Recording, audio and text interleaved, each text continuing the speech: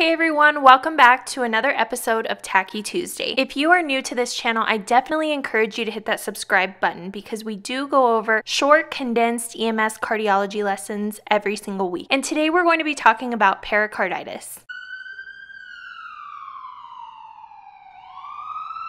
Pericarditis is the inflammation of the pericardial sac, and it's typically caused by an infection from a bacterial, fungal, or viral source. It can also be caused by a traumatic injury. So let's talk about the possible characteristics of pericarditis on an EKG. Now just keep in mind it could depend on how long the patient has had the pericarditis, if it's chronic, acute, that's to be considered as well. But in most instances with acute pericarditis, you can expect to see ST elevation widespread, so in all leads. And the same with your PR depression, it will be widespread as well. Your reciprocal changes are going to be in AVR, and it's kind of odd because many times students are taught in medic school that AVR doesn't have a ton of clinical significance, but it is one of the things you can check with pericarditis. Some of the causes and risk factors for pericarditis include infection, and it can be from a viral, bacterial, or fungal source. Also trauma, so any chest trauma, cardiac surgery, myocardial infarctions or heart attacks, uremia, autoimmune disorders like rheumatoid arthritis, and different medications. Some signs and symptoms of pericarditis could include chest pain, specifically positional chest pain. So chest pain that gets worse when the patient tries to lay down, or gets a little bit better or is relieved when they lean forward. Shortness of breath, weakness,